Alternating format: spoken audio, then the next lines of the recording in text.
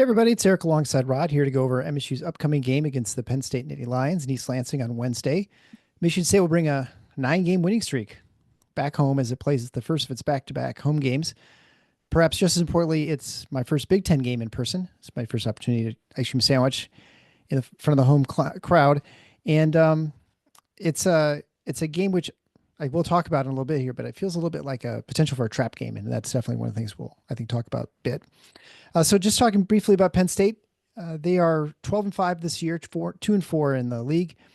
They're rated 50th in KenPom, and they came in what looked like it was going to be maybe a promising victory over Oregon. They ended up losing that game. They also lost a close game to Indiana, and then they got blown out on the road at Illinois.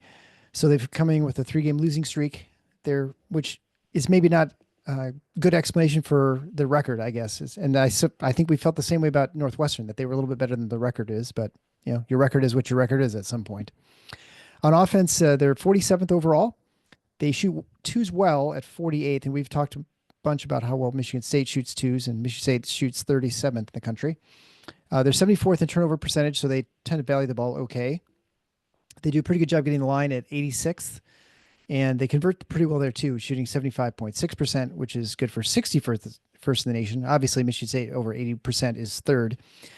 They don't shoot the three very well, though. They only shoot 33.5%, which again is better than Michigan State, but that puts them at 168th in the national rankings. And offensive rebounding, they're not great. They're 126.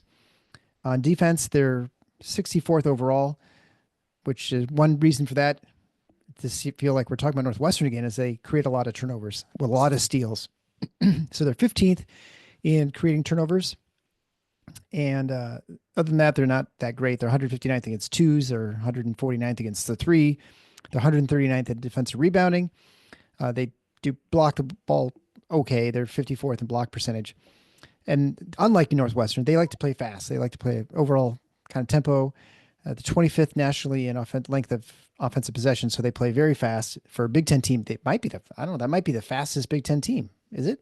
I'd give or take Iowa, maybe. I'd have to look. Oh, sure, yeah, I had thought that, yeah. Yeah, but they'd be right up there.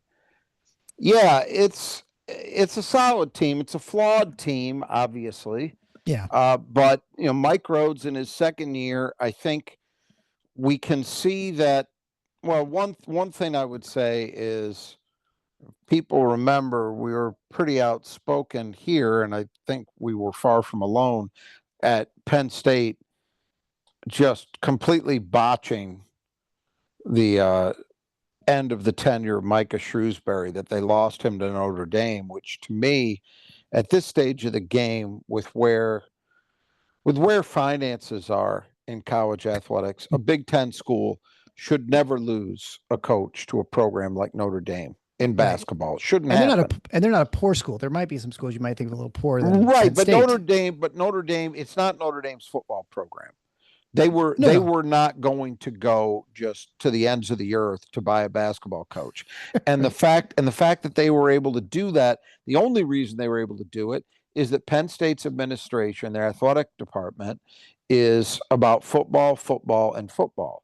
Right. And after it happened, it came out that there were some stories that culturally he did not feel that he was a fit for Penn State because of where basketball sits in the athletic ecosystem there.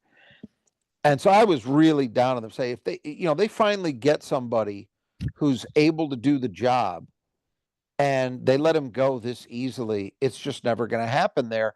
And I remember talking about maybe the Big Ten Conference needs to do something similar to what they did.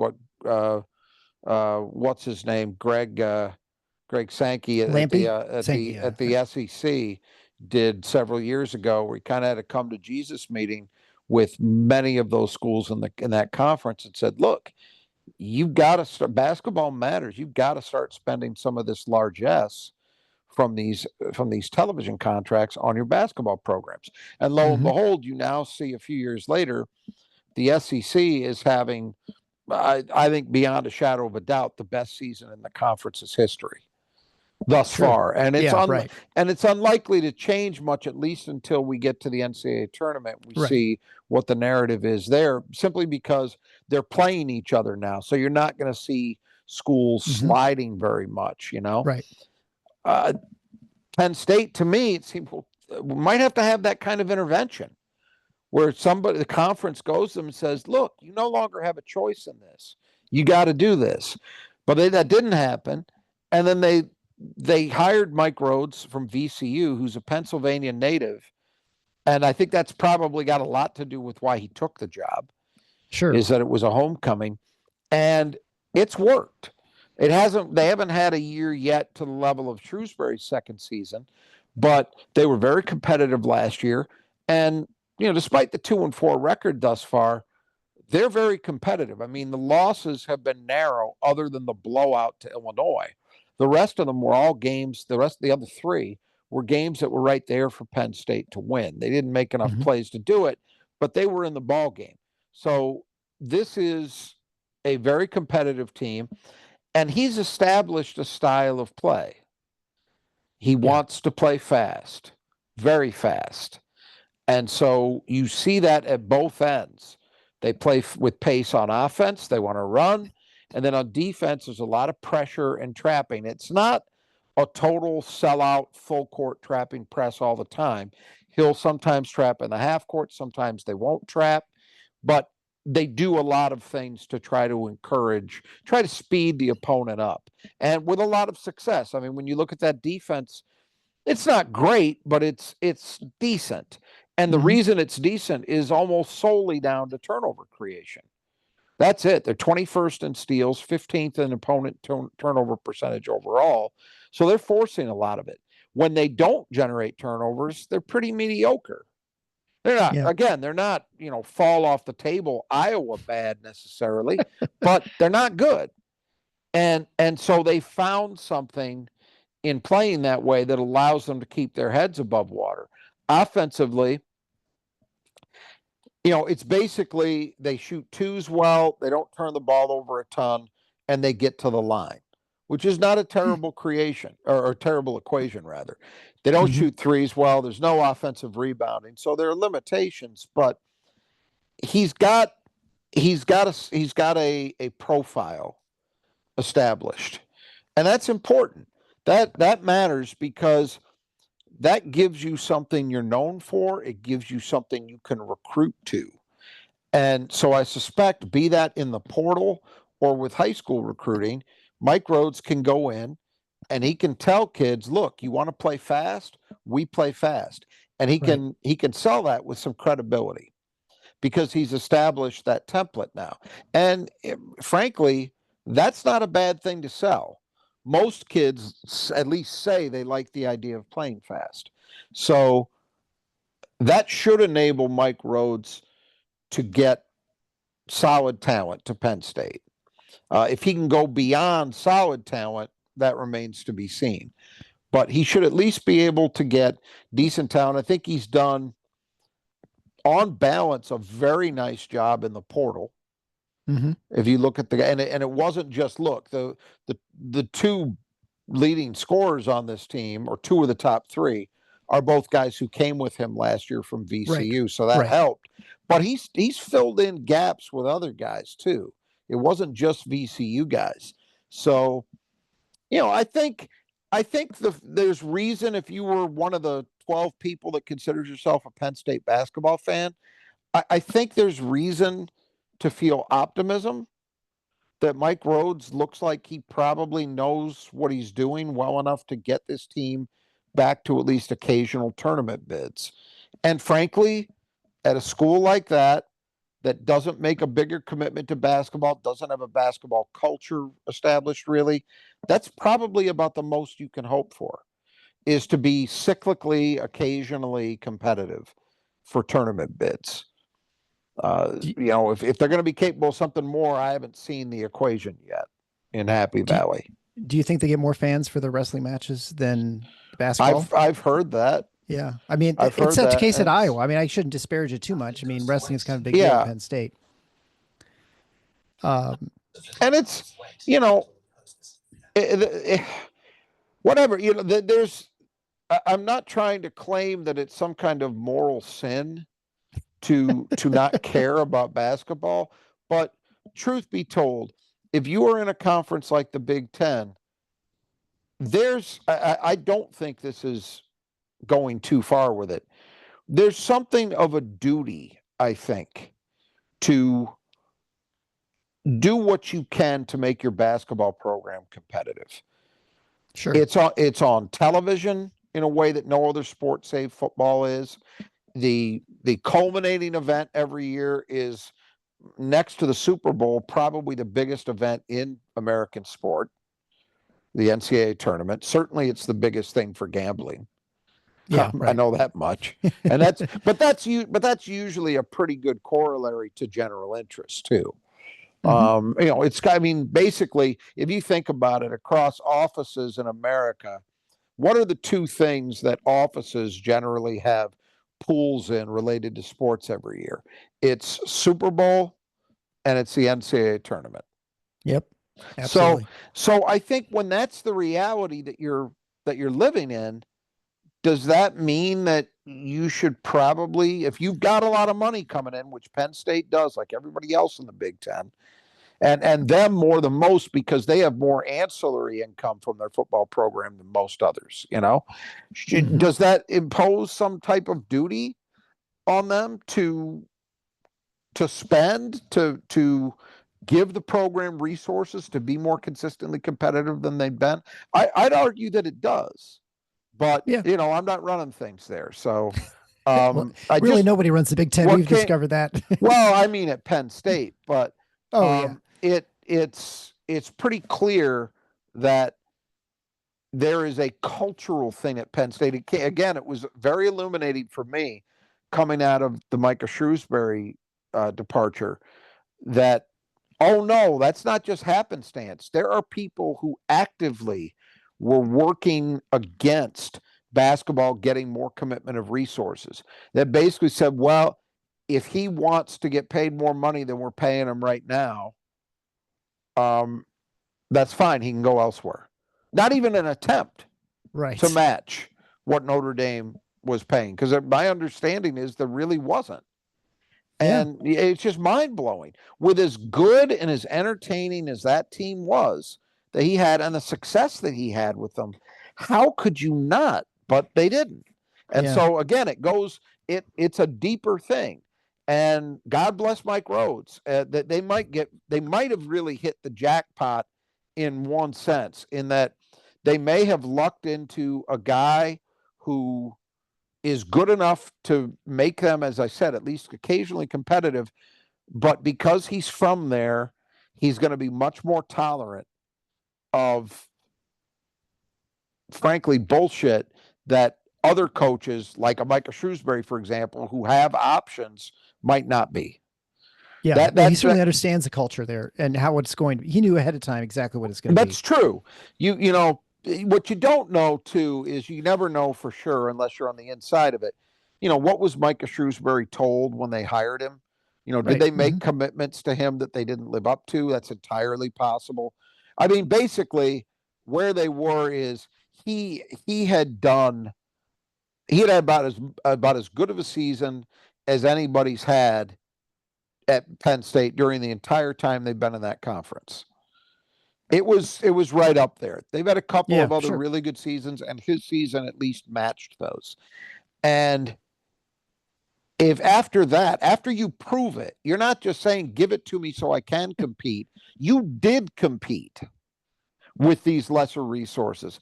And even after that, if the response you get is, we think you're good with what you got. That's not how the world works these days. Not in big time athletics, it doesn't. So I can understand in retrospect why he left. I don't understand Penn State's view of the sport, but as I say, they might have gotten lucky in that they have a guy who's going to be willing to stay there, even though they're maybe not willing to do as much as they should from a competitive standpoint. Yeah. But time will tell. If you're one of 24 Penn State fans watching this, basketball fans, please leave a comment below and tell us what you think of culture there. The one thing I was trying to remember from last year, because I think the only time they played was in the Breslin Center last year.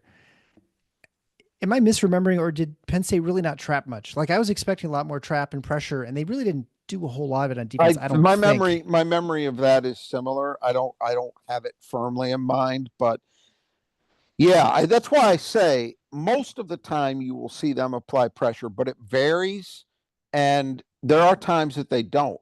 It Yeah. might be a similar thing in this game. I don't think so. They seem a little more consistently committed to it from what I've Hmm. seen. But I could certainly understand a coach looking at this matchup and saying, "Boy, I don't know that I want to press this team with the guards they've got." Right. Yeah. And that I mean, might have been the view that's last year too. yeah. Well, I mean, last year again, a lot of not many turnovers and really good ball handlers. Right. And yeah, you look at this team, it's not really any different. If anything, maybe a little bit better. And certainly Well, limited here's the pressure. difference. Here's the difference. This team might be a little more prone to making a mistake, although honestly, I don't think they're any more prone to making mistakes when pressured. I think it's just generally Yeah. they're a little bit Okay. worse. But this team is much more oriented to punish you when you Yes. press them. So Right. that is a difference. Yeah. There's a difference between surviving the press, like getting it Yeah, over the timeline, 100%. and then now they're 15 seconds of the shot clock, or 18 or something, versus, oh, you're going to give us, you're only two people inside the 3-point line, we're going to just get there real quick, because it basically turns every single possession into a fast break essentially, right? I mean, as long as you can get past Mm-hmm. that initial pressure in the backcourt. So yeah, well, it'll be interesting to see what Penn State decides to do, and I don't know. It, I'm expecting it'll be very similar to last year, but it'll also depend on the personnel for Penn State, which we'll talk about in just a moment.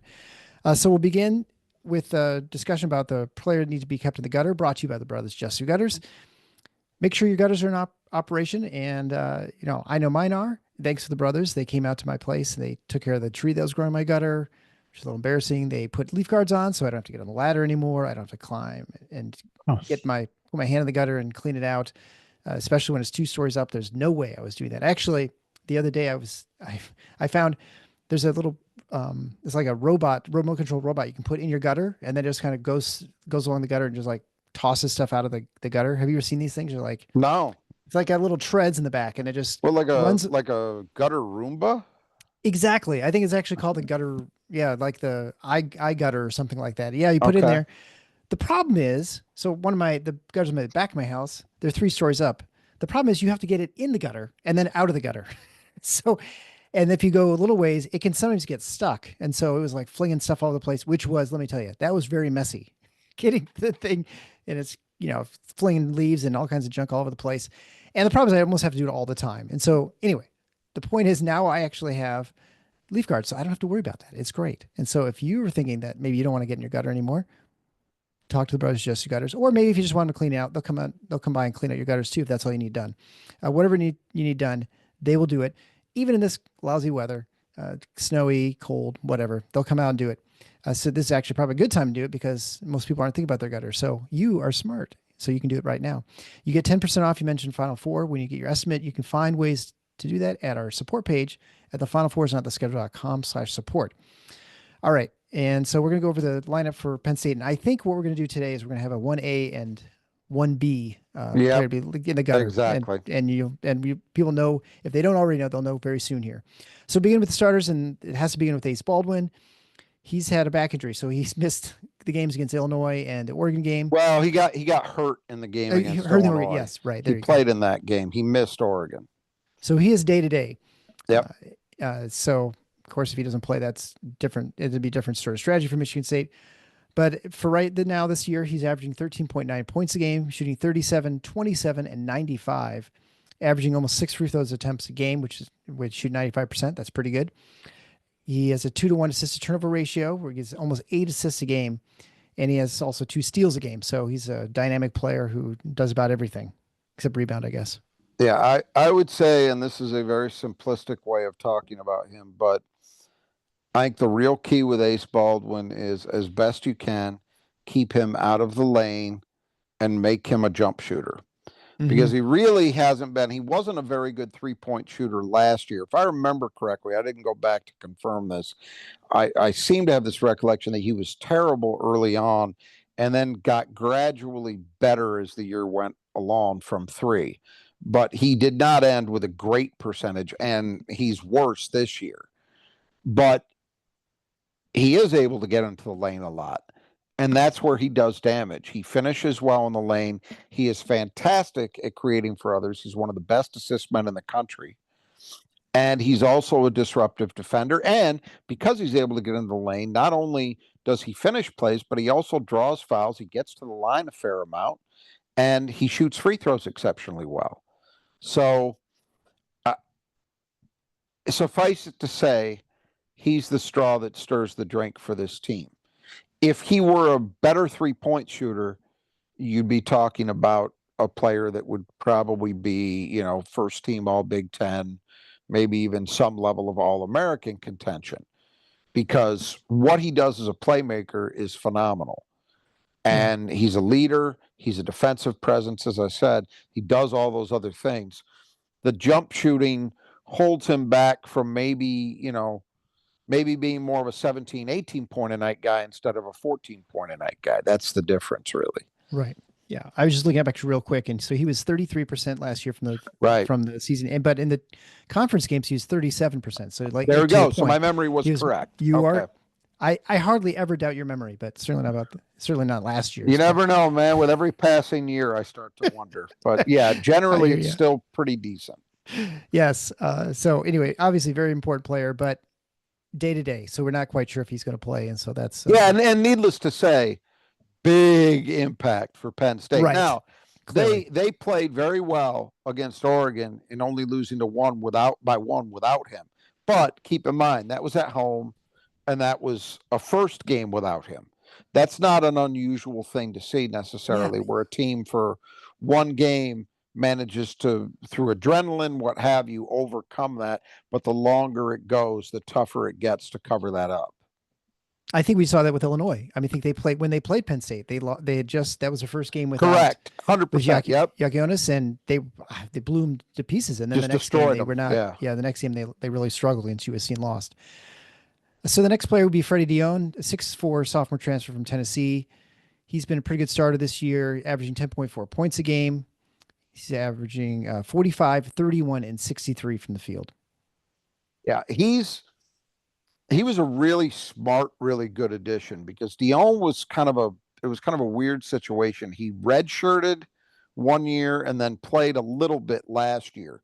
Was a very highly, top 100 recruit, very highly regarded player who just got caught up in a numbers game at Tennessee. Tennessee had so much depth and so many good players. I remember talking about him when we previewed that scrimmage last fall, a year ago. And he was a guy that they really expected things from. And after he had redshirted the year prior, and it just never came together, not because he was bad, but because they had so many other guys. It's kind of like, and I certainly am hoping we don't face this situation, but it would kind of be equivalent to if Kurt Tang transferred somewhere next year. We'd say, well, he hasn't done much, but it's not really a referendum on him as a talent. It's that there were just so many other guys at his positions that he couldn't break through. So something like that. He's been very good for Penn State. I think he's lived up to the expectations more or less. They could use a little better jump shooting from him as well, but he's a nice player, gives them a versatile scorer, can score at different levels. And he's another, most of their perimeter guys are disruptive players defensively. They'll come up with steals on occasion. And he's just been a nice player, and he'll be more important if Baldwin can't go, because he'll at least share in some of the point guard responsibilities. And another great name, Puff Johnson, 6'8" senior. He came from UNC. He's been in the program now 2 years. He's averaging 10.6 points a game, 4.6 rebounds a game, and shooting 55, 29, and 81. Again, we start seeing these kind of poor three-point shooting numbers, which explains a little bit of the struggles that Penn State's had from shooting. Yeah, and that's the one element that's just never quite come around. It's interesting. I was talking about Penn State, and you don't think of Penn State as a place that draws big time talent because historically hasn't been. But one of the things that's happened in the portal is they've added a few guys through the portal who did have top 100 profiles when they were in high school, Puff Johnson being one of them. Right. He started, his brother Cam Johnson, of course, in the NBA. He was a top 100 guy, went to North Carolina. It was kind of in fits and starts there, but remember, he played in a national title game as a sophomore and scored 11 points. So he did some things at North Carolina, just not enough. And so he transferred to Penn State. And I thought last year he was okay, but I think it seemed to me that the feeling was, well, there's more here from him. And I think he's been a little bit better this year. They would, I'm certain, hope for better 3-point shooting from him because that was his reputation, was as a guy with some size who could stretch the floor. And it hasn't really come to fruition fully. But when I see them play, he always seems to be in the middle of things. So I do feel like he's been a little better this year. Then we have Zach Hicks, 6'8" senior. He's also in his second year at Penn State. He transferred over from nearby in Temple. He's averaging 12.2 points a game, 4.8 rebounds a game, shooting 49, 42, and 76. Yeah, he's been really good. He was good last year for them, and then he stepped his game up another level this year. He's their biggest threat from three by far, both in terms of percentage and frequency. He leads them in 3-point attempts. I think he's averaging maybe right around six a game. I think, yeah. I think he's taken like 90 some threes on the year.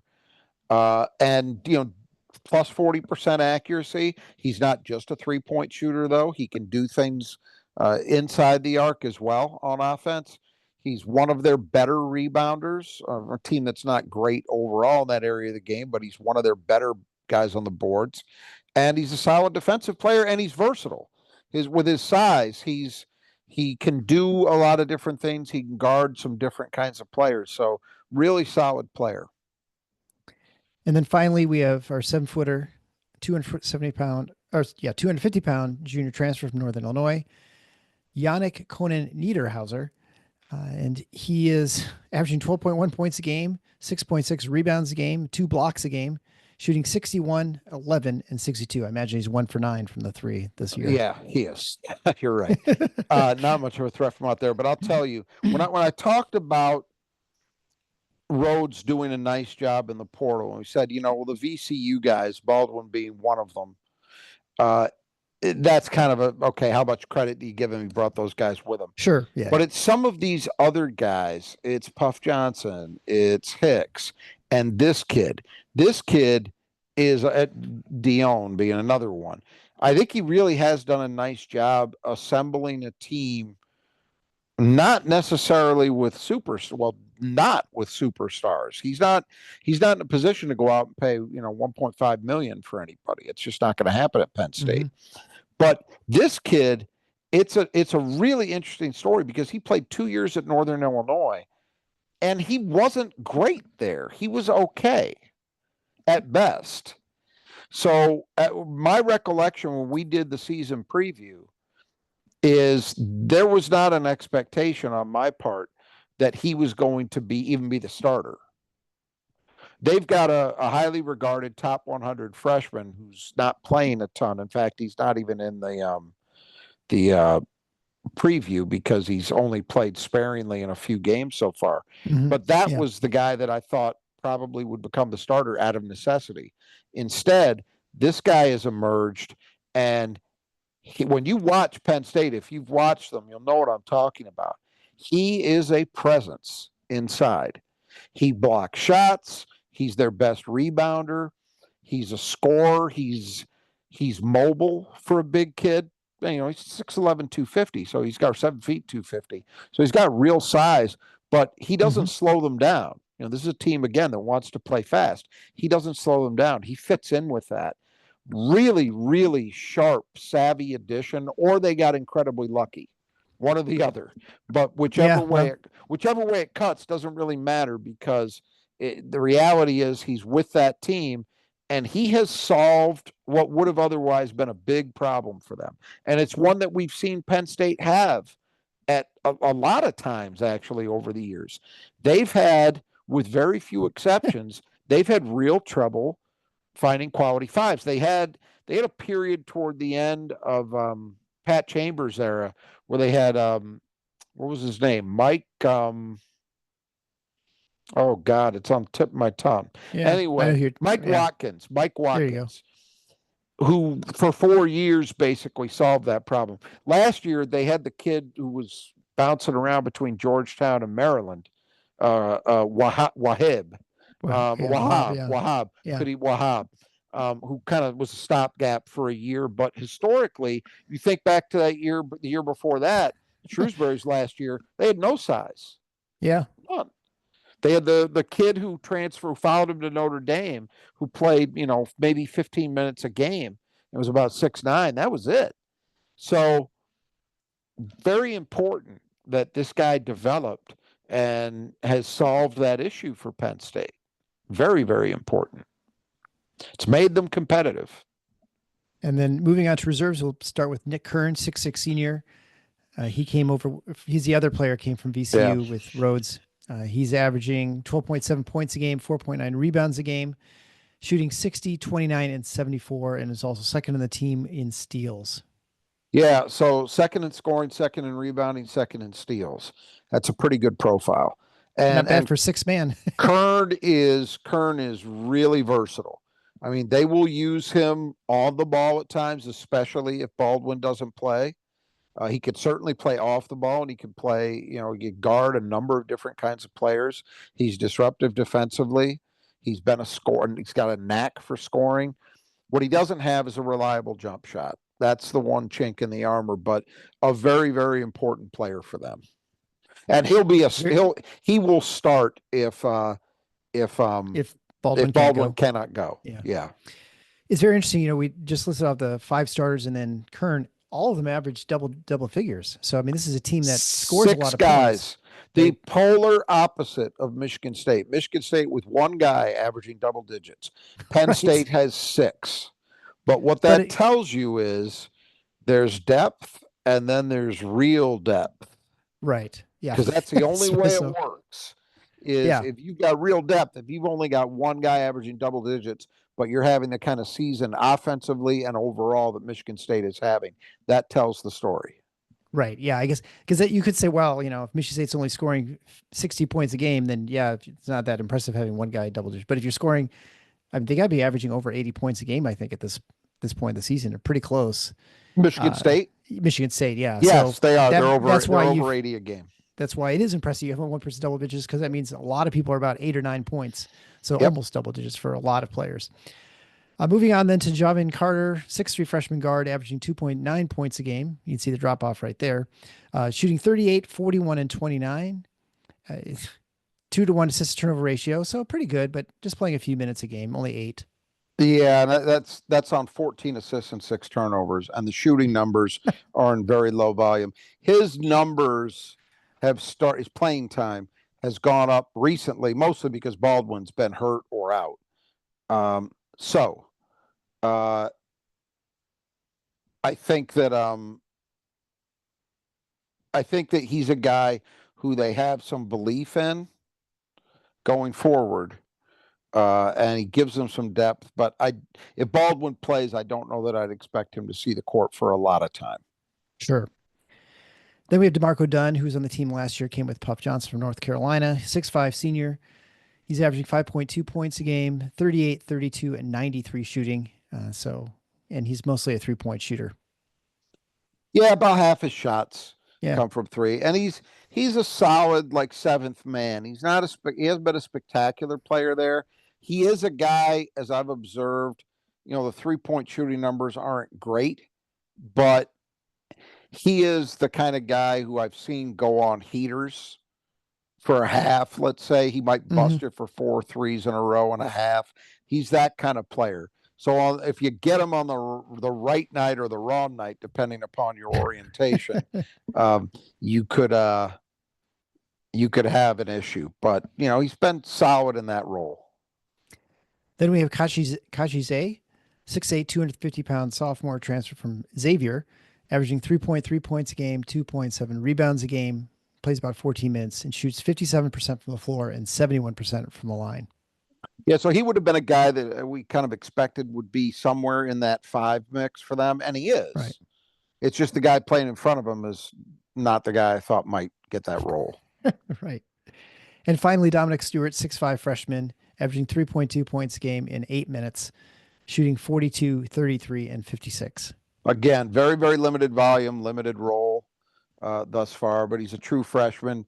It's interesting that you see Mike Rhodes doing this, though, and I think it probably is suggesting where he wants this thing to go. I would think that he's like a lot of I don't think most of these coaches want to be living in the portal every year.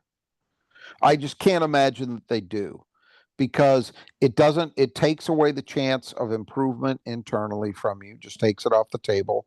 It seems to turn every season into a crapshoot, which I don't think anybody can possibly feel comfortable with.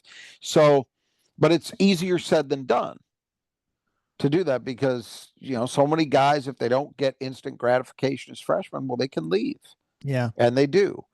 So I think it's interesting to see him playing these two freshmen, even though they're not huge roles. And you could almost make an argument looking at Penn State that, well, it might not be necessary to give those guys minutes, but he's doing it. I think it probably is necessary that someone play them because of how fast Penn State plays, that you got to give these starters a blow at some point. But it suggests to me that he probably, I think about this. I haven't heard him talk about it. I have heard Dusty May talk about it. Michigan this year is obviously almost exclusively a portal-based team. I mean, that's what they are. And it was out of necessity. I don't blame them for doing that. But Dusty May has talked about wanting to be a developmental program. And so I take him at his word. I imagine that as time goes on, we're probably going to see less portal activity out of them as he builds his thing out. And I think maybe Mike Rhodes is in a similar spot. So it'll be interesting to see where it goes over the next 2-3 years, whether we see that come to fruition or not. Yeah, I tend to think these things will be worked out more by contracts before this becomes too much of the norm, but hard to say what exactly is going to happen. Looking over this lineup before we talk about the player to keep in the gutter, there's not much size outside of Niederhauser. I mean, there's 7 foot, and then everybody's about 6'8" or less. What do they do at the 5, or do they just play small once he hits the bench? Because I imagine he can't be playing most of the game. They play Enze. Enze, okay. Yeah, because he's only 6'8", but he's 250. Yeah, he's as big as a 7-footer. Yeah, he'll give them a few minutes here and there. What is it, about 14 minutes a game. So he's the stopgap option. Okay. All right. Well, then that brings us to the player that Michigan State needs to keep in the gutter. Brought to you by the Brothers Adjust Your Gutters. Obviously, Ace Baldwin is 1A. So yeah. He's the main guy. If he doesn't end up going, who do you think Michigan State should focus on? Because I imagine that's how they're going to game plan as well. I think at that point, to me, and I watched some of that Oregon game, so I've seen them play without him. The guy that's most dynamic for them in the absence of Ace Baldwin is the guy who steps into the starting lineup for him, Nick Kern.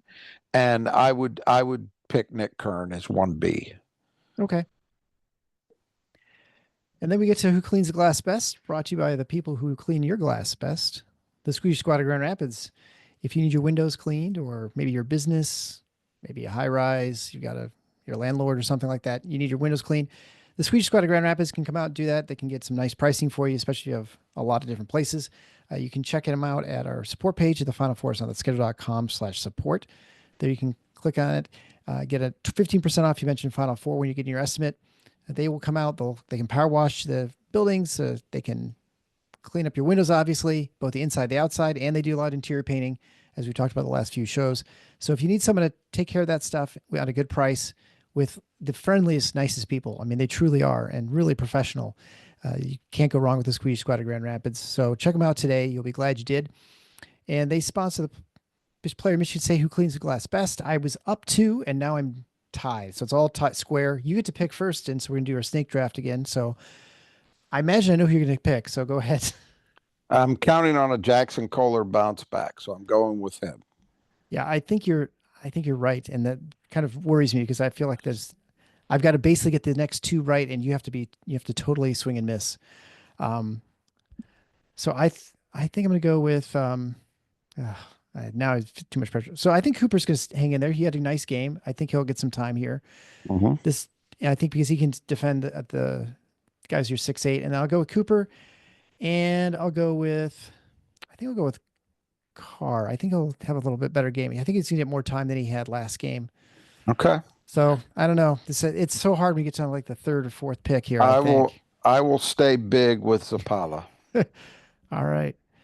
Well, I guess last game we would have basically been. I guess I still would have lost by one because I picked a 5 and a 4, and you had 2 5. So we'll see what happens next game. So brought to you by the Squeegee Squad of Grand Rapids, and that brings us to the 5 keys to the game. Brought to you by the Nudge Printing. Nudge Printing has the best selection of Michigan State apparel you can get. You can check them out at nudgeprinting.com. It's a massive selection. They've got hoodies, t-shirts, pullovers, quarter zips. They've got jackets. They've got custom hats with the new Michigan State logos, with vintage logos, all kinds of stuff. I know people were looking for the those Sparty basketball ones that you see the coaching staff wear. They have those. They have that logo and a bunch of quarter zips too. So you can get them over at Nudge Printing. They're pretty cool.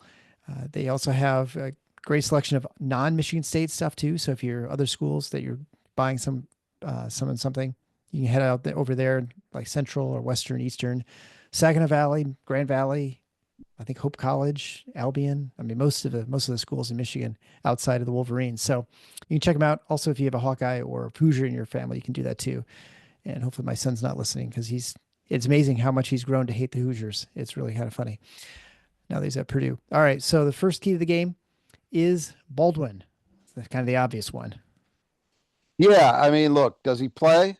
If not, major problem for Penn State. So as we talked about, if he doesn't start, if he doesn't play, Kern will start. And Kern's a good player, and that's still a good 5-man group, but it's lacking in the dynamism that Right. Baldwin brings. I mean, that's obvious. And then you're also missing what he can do as a defensive player.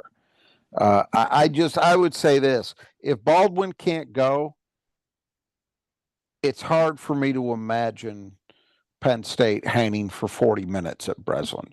They might hang for a half, you know, maybe well into the second half, but just over 40 minutes, I struggle to see it. Yeah. And the second key to the game is the transition game. So this is something that, obviously Michigan State had very little against Northwestern just because of the nature of the way Northwestern plays. Uh, my expectation in this game is going to be a lot faster moving especially if Penn State starts to try to do a little bit of full court press or some sort of pressure defense, they could definitely be exposed to some transition opportunities or off their long misses too, possibly in the 3-point shooting. Yeah, this one would seem to shape up as a game where Michigan State can get loose. Northwestern, it was never going to happen. Yeah. I mean, you just and I actually think at least for a half, Michigan State played about as fast as they were going to be capable of playing against them. Mostly in the some points, in right? the half, yeah. right, and mostly in the half court. But they did what they could do. Northwestern is just well drilled enough that they're not, and their style of play also lends to this, that they're just not going to let you get loose very often. But Penn State wants to go up and down, and in that kind of environment, unless they radically change what they do, which I don't expect to see, I don't know how they keep Michigan State out of transition. What they've got to hope for, I guess, is that they're able to win enough battles by virtue of forcing turnovers, right, that they can hang in there playing that way. But I just don't see how it goes positively for Penn State in terms of slowing MSU down, because I think it's going to be hard for other teams to out fast break Michigan State. Yeah. I think there's some years where you could do that. This year, it's going to be pretty challenging. I think if you try and play that game, it's you're playing with fire. I don't know. Look, we've already seen them play North Carolina, who's the one team that I think over the years has been able to get the better of MSU in a running game, because like MSU, they commit to it. It's how they live. It's what they do, but they do it like MSU. They do it in a responsible way. They're not totally selling out to generate pace, and leaving themselves vulnerable. That's usually what happens when you're facing other teams that want to run. Usually that tends to go along with vulnerabilities defensively. And that's where Michigan State tends to have an edge, because Michigan State is going to be happy to run with you, but they're not going to let you run effectively. Right. Penn State, North Carolina is one of the few programs, as I say, who's been able to do that and get the better of MSU. They didn't this year. No. When they met. Sure. And I can't think of many teams around the country that I would believe could do that. And I don't think Penn State falls into that category. Yeah. Well, the third key to the game, which kind of goes along with that, is turnovers. And that's what you just alluded to, that Penn State likes to generate turnovers, as we mentioned earlier, lots of steals. And Michigan State, little turnover heavy prone, I guess, a couple games ago. And now the last two, they've been pretty solid with the ball. Yeah, they've had really good first halves and not as good in the second half of these last two games. So you'd like to see 40 good minutes. But Penn State is going to ball hawk. All right, they're going to do it. And probably will sell out to do it, I would think, more so even than Northwestern did. Because I thought Northwestern wasn't as consistently aggressive as I've seen them be at other times in the MSU game.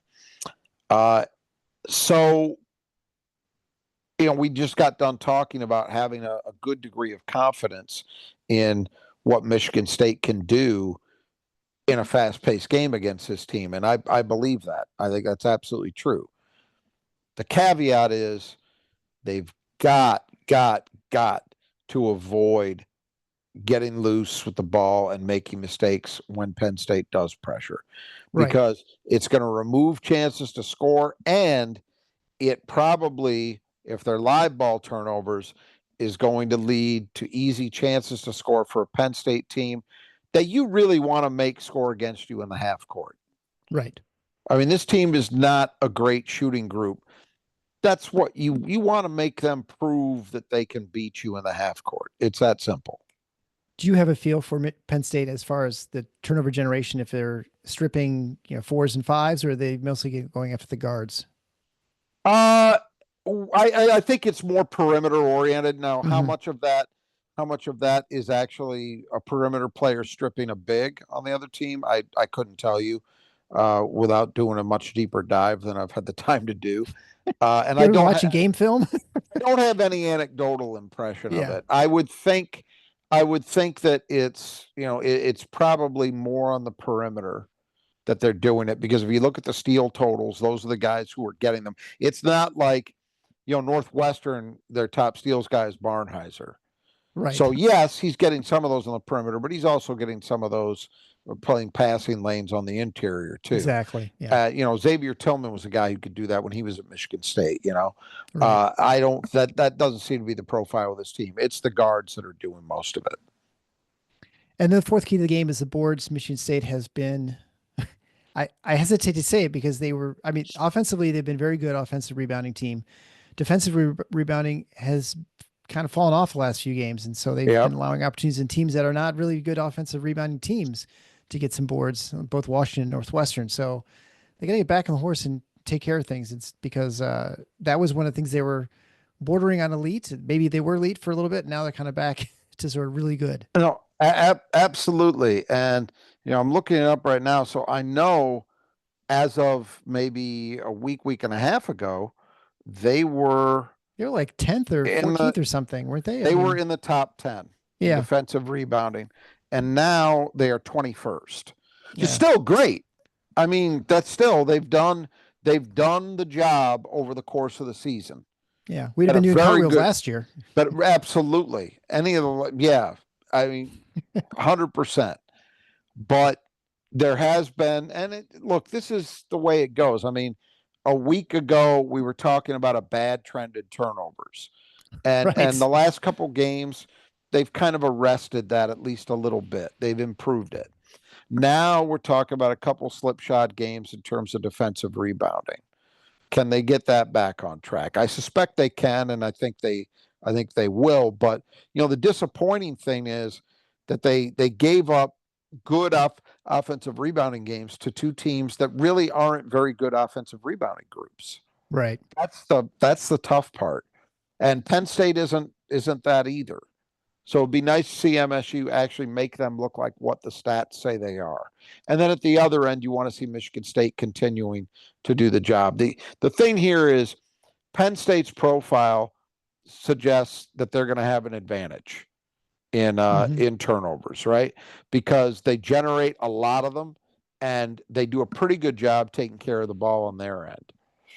So if that holds true, then you need to carve out an advantage on the boards, Yeah. And so to even it out, just so you're not at a deficit in terms of scoring opportunities. The one thing I'd say about Michigan State, although they've been very good offensive rebounding team, they've not been the best at converting those into points. And yes, there have been some games they've been very good, but like even last game, they had, I don't know, it was like 9 offensive rebounds. I think they had 7 points or something like that, or maybe 12. I think maybe I haven't charted this by any means, but I wonder if some of that is correlated to the fact that they haven't been great shooting the three. Yeah, because right. Makes sense. frequently you get threes off offensive rebounds.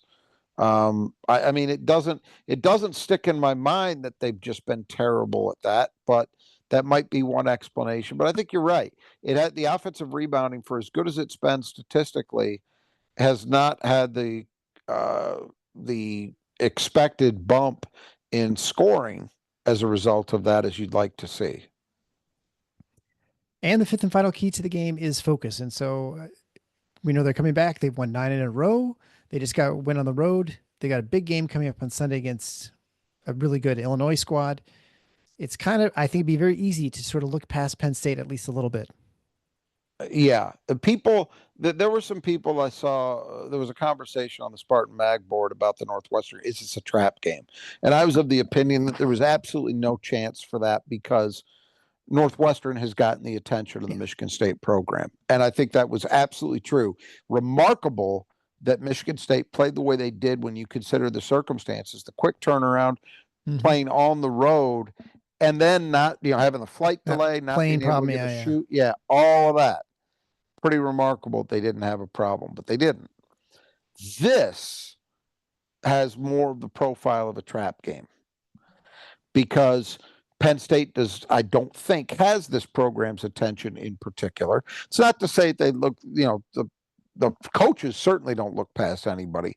And I'm not suggesting the players do as well, but this is not, Penn State has not beaten them 4 of the last 6 in that building, Right. Yeah, exactly. And it's at home.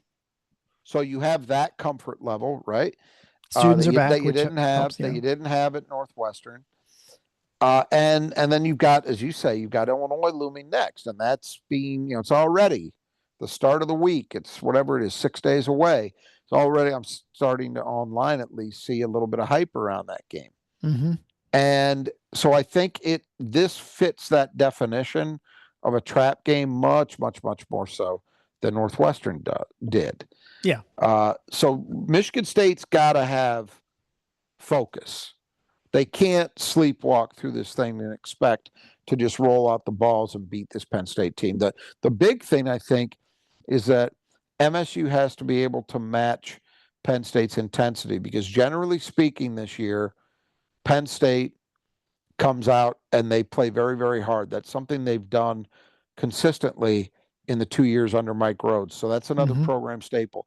They're going to come out with a lot of energy. They want to play fast. They're going to play hard. So if you're MSU, you've got to be capable of matching that.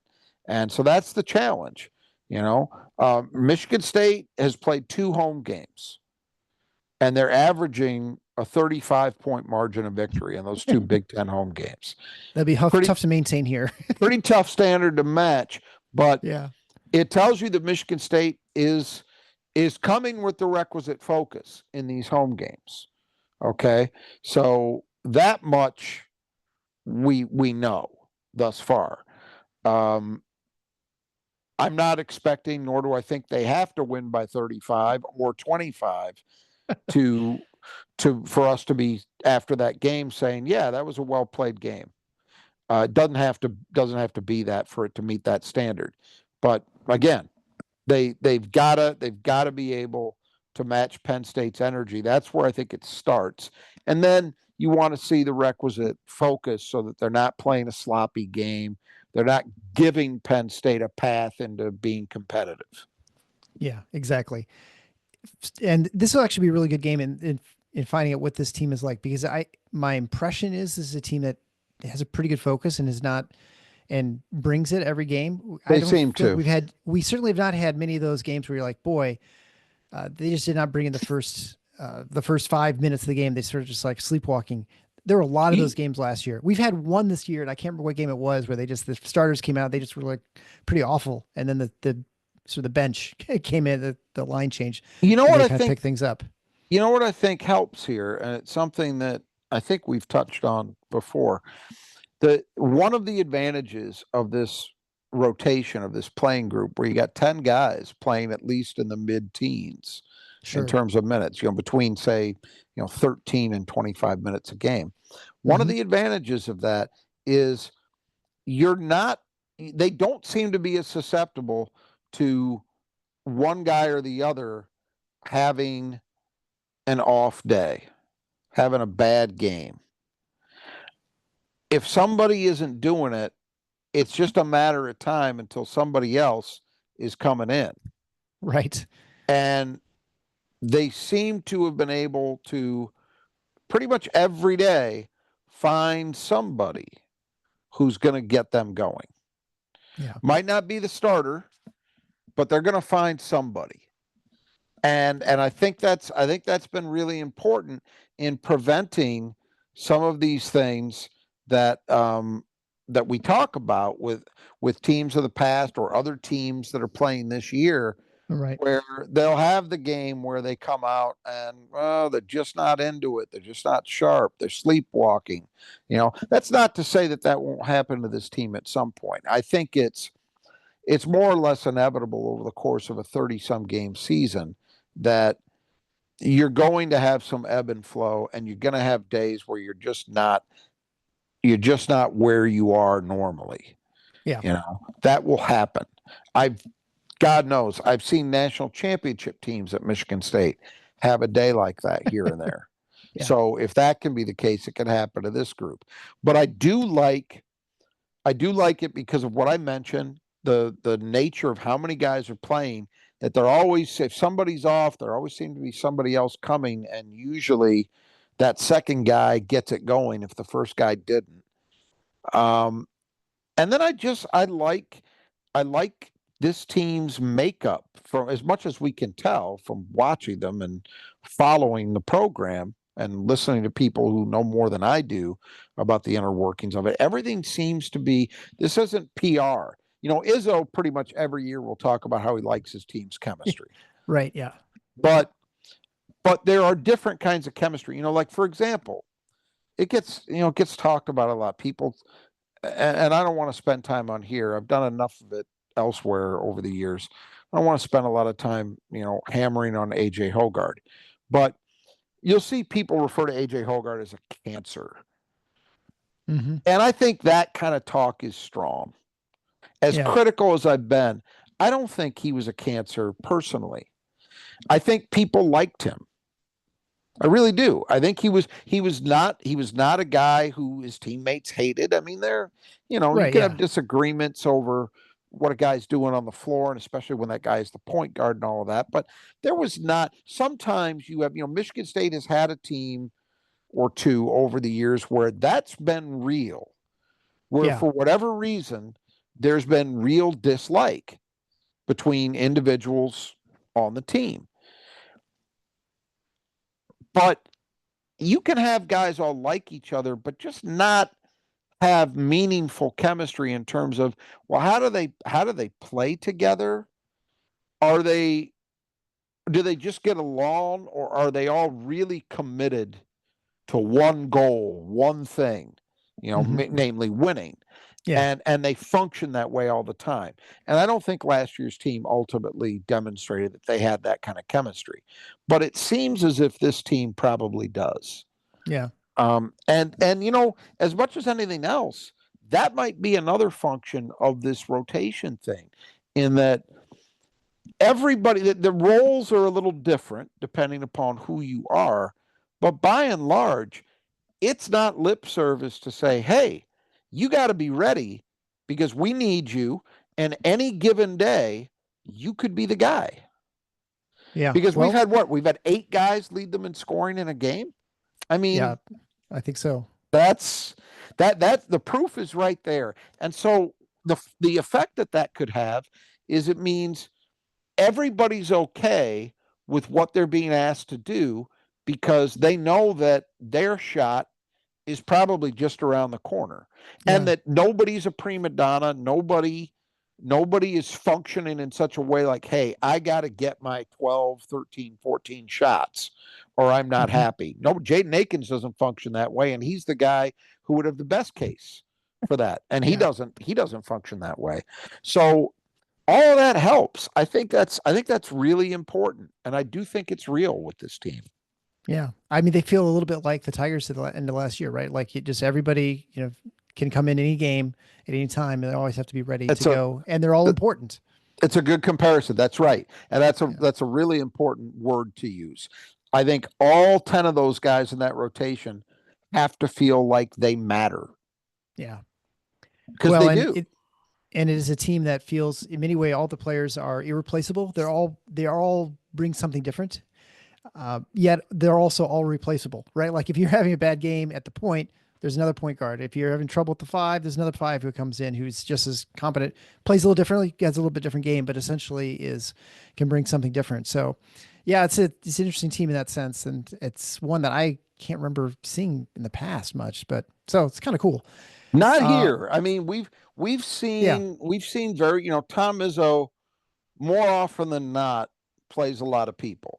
right, And yeah, depth is usually a function of what he wants to do.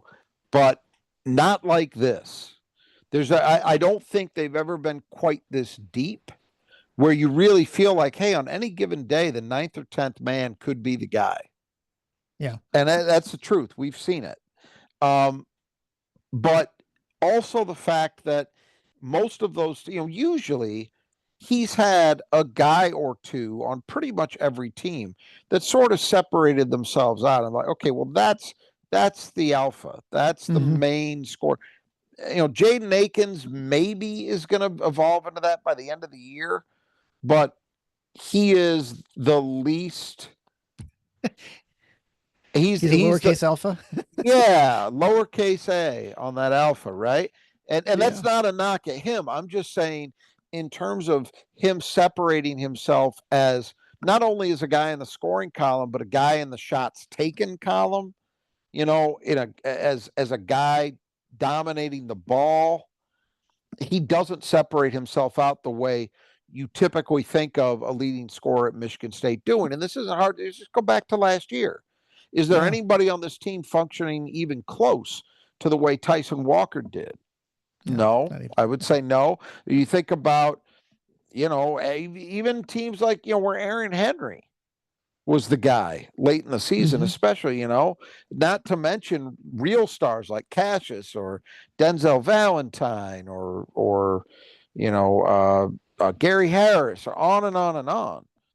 They don't have that. And so I know there are people that are skeptical about them for that reason, say, well, they're going to run into a point where not having that guy is what kills them. Maybe, but I think to date, you can't argue successfully against the idea that it's been a strength. Yeah. Well, we'll see when they get to a late game situation where it's one possession or something, if that is a We detriment or will. if there's some sort of problem. But I mean, right now they've not even given themselves an opportunity to find out about that. They've kind of just been handling people in the Well, Big Ten, which is weird. uh, just speaking to that point real quickly, the thing that I have a lot of confidence in, and you saw it in certain ways, although the Northwestern game never got tight enough to where it was really tested, but I think you did see it in moments where, like we talked about in the post game, it felt like they were on the precipice of feeling pressure. They weren't actually Right. pressure, but they were right there. Yeah. Uh-huh. Who stepped up and made plays? Yeah. Jeremy Jeremy Fears. Fears. Yeah. And And Agans did an Ohio State game, you could argue too. right, but specifically with Fears as a point guard, Yep. I have confidence that having a guy like that who's just getting better as we go, that is going to be the important part of late game situations, because I have faith in that guy to make something happen. When you got a player that's that dynamic and who's also continuing to grow in confidence in his own offense on top of that. So I feel confident that if the situation presents itself, he can go get a bucket himself potentially, but especially the fact that he can create opportunities for teammates. I'll live with that. If we don't have that go-to scorer, quote unquote, I'll live with having a dynamic, creative point guard that knows how to get people shots. Yeah. And ultimately, what you need to do is score. And if you have someone who's making the right decision, either That's getting, it. their own or getting to someone who they know can score, that's really all you need. You don't need the specific person, because quite frankly, you'd much rather have your point guard. If you're going to have the guy, Jeremy Fears, a point guard, is absolutely the kind of person you want, because let's say you're Northwestern Bernheim, we just played. Well, he's not going to bring it up the court. He's not going to have the ball. You have to get the ball to him somehow. But you much rather have a guy who is handling the ball, who's going to be the one who's going to make those decisions if that's the person you trust. So I think that's the best situation for a team, late game. Yeah, absolutely. Maybe real quick before we wrap up, just wanted to say a word about one of our recent guests and another player that we're trying to get this past weekend. And I don't think we've had a chance to talk about it. The game between Yeah, right. Cam Ward and Jordan Scott happened, and Cam Ward's team won a very, very tight ball game. Both Cam Ward was named the player of the game, but Jordan Scott was very, very good as well. I think he had 19 points. Yeah. And just very, very impressive stuff from those two guys. They both showed all the things that made them attractive as recruits in that game. Jordan Scott shot the ball very well. Great length at the guard. He's got a handle to him. He can make plays for others. And Cam Ward is maybe even, I think, a little better athlete than he gets credit for being. So that's a nice thing to have. But he hit a three. And we know from talking to him, that's an area of his game right. he's working to improve. Uh-huh. And he hit a three in that game. But just the intensity and the toughness that he plays with, I think, very important. So hats off to both those guys. And Michigan State assistant Thomas Kelly was there, which was great that he was able to make it, because it was the day before the Northwestern game. So that obviously took a lot out of him to get out to the DMV and then get back to Chicago. But great to see MSU have that support for those guys, and I think a lot to look forward to next year and beyond, hopefully, with those players. For those of you who want to skim our YouTube page, you can find the interview with Cam Ward, and also 2 times we spoke with Thomas Kelly. That was last year. So you can find us. We kind of did a little talk to him, and then when he got the job, and then we also talked to him more about the team. So those are kind of fun interviews. Really nice guy, really smart guy too. So, and Cam, we both liked a lot. I mean, that he's going to be, I think, a good player, and he's a good kid. I mean, it's funny. All the kids we've had on, I shouldn't say kids, but they are, I like all of them. I mean, they're like really nice young men. And I don't always expect that. Right. No, absolutely true. And I feel badly because every time we have somebody, I end up saying, "Oh, you're going to love this guy in interviews. Yeah. He's really something special." And it's been true. Yeah. Like, you think of some of the guys. Garrick Norman was a great interview. I thought Carson Cooper was a great interview. Jeremy Sapala, Fears, yeah. Zapala, yeah. They've just been, over the years, they've just been great, all those guys. But Cam Ward is special. Yeah. Cam Ward I think he's got a charisma to him. And just as importantly, I think he's got the kind of game that he's going to be a very important part of the Michigan State program in years to come. Go watch their interviews out there from that game I just mentioned. And you can go see him in those interviews. And he's great. Yeah. I mean, he's just a natural. Yeah. And for a kid who's, high school senior, that's pretty impressive. Yeah. 17 or 18 years old. Very impressive. All right. Well, we're going to get out of here. We'll be back after the Penn State game. Interesting, the 8 home games, yet I have 11 Michigan State games I'm going to attend in person for the rest of the season before the Big Ten tournament. It's kind of weird. It's totally unusual for me. So visit our sponsor at the Final Four is on the schedule.com/support. Especially check out the Nudge Printing. I forgot to mention 20% off. You type in Final Four, just as one word at checkout. You can also find ways to support the show financially, which we super appreciate. It helps us do really cool things like head out to Los Angeles for in-person game experience. So until next time, the Final Four is not on the schedule. Go green.